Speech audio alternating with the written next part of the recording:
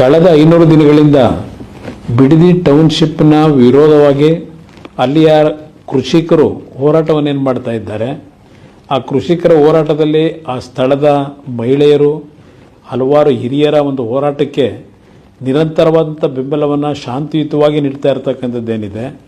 ಇವತ್ತು ಏಕಾಏಕಿ ಸರ್ಕಾರದ ಅಧಿಕಾರಿಗಳು ಅಲ್ಲಿ ಸರ್ವೆ ಮಾಡಲಿಕ್ಕೆ ಬಂದಾಗ ಅಹಿತಕರ ಘಟನೆಗಳು ಏನು ನಡೆದಿರ್ತಕ್ಕಂಥದ್ದಕ್ಕೆ ಇವತ್ತು ಸರ್ಕಾರದ ಚಿತಾವಣೆಯೇ ಏನಿದೆ, ನಮ್ಮ ರೈತ ಬಂಧುಗಳಿಗೆ, ನನ್ನ ತಾಯಂದರಿಗೆ, ರೈತ ಜೀವನವನ್ನು ನಿರ್ವಹಿಸ್ತಕ್ಕಂಥ ತಾಯಂದರಿಗೆ ಮನವಿ ಮಾಡ್ತಕ್ಕಂಥದ್ದು, ಯಾವುದೇ ಕಾರಣಕ್ಕೂ ಯಾವುದೇ ಕೆಟ್ಟ ಘಟನೆಗಳಿಗೆ ಅವಕಾಶ ಕೊಡದೆ ಇವತ್ತು ಶಾಂತಿಯುತವಂತ ನಿಮ್ಮ ಹೋರಾಟ ಏನಿದೆ ಅದನ್ನು ಮುಂದುವರಿಸಿ ಕಾನೂನಿನ ವ್ಯಾಪ್ತಿಯಲ್ಲಿ ನಿಮ್ಮ ಪರವಾದ ನ್ಯಾಯವನ್ನು ತರ್ತಕ್ಕಂಥದ್ದಕ್ಕೆ ಹೋರಾಟ ಮಾಡಲಿಕ್ಕೆ ಈಗಾಗಲೇ ಹಲವಾರು ಜನ ತಯಾರಿರ್ತಕ್ಕಂಥದ್ದೇನಿದೆ.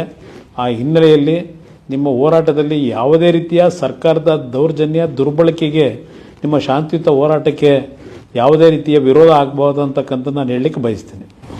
ನಾನು ಈ ಸಂದರ್ಭದಲ್ಲಿ ಪೊಲೀಸ್ ಇಲಾಖೆ ಅಧಿಕಾರಿಗಳಿಗೆ ಒಂದು ಎಚ್ಚರಿಕೆಯನ್ನು ಕೊಡ್ತಾ ಇದ್ದೇನೆ. ತಾವು ಶಾಂತಿಯುತವಾಗಿ ಹೋರಾಟ ಮಾಡ್ತಾ ಇರತಕ್ಕಂಥ ಒಂದು ರೈತರ ಹೋರಾಟಕ್ಕೆ ಇವತ್ತು ಸರ್ಕಾರ ಅವರ ವಿರುದ್ಧ ದೌರ್ಜನ್ಯವನ್ನು ಎಸಗತಕ್ಕಂಥದ್ದು, ತಮ್ಮಗಳನ್ನು ದುರುಪಯೋಗ ಪಡಿಸ್ಕೊಳ್ತಕ್ಕಂಥದ್ದೇನಿದೆ, ಇದಕ್ಕೆ ಯಾವುದೇ ಕಾರಣಕ್ಕೂ ತಾವು ಸರ್ಕಾರದ ಸೂಚನೆಗಳೇನಿದೆ ಹೆದರಿ ರೈತ ವಿರೋಧಿ ನೀತಿಗಳನ್ನು ಮಾಡಿದ್ರೆ ಆ ಒಂದು ಈ ಸರ್ಕಾರದ ಕೆಟ್ಟ ನಡವಳಿಕೆಯ ಪಾಲು ನಿಮಗೂ ಇವತ್ತು ಹಂಚ್ಕೊಳ್ತಕ್ಕಂಥ ದಿನಗಳ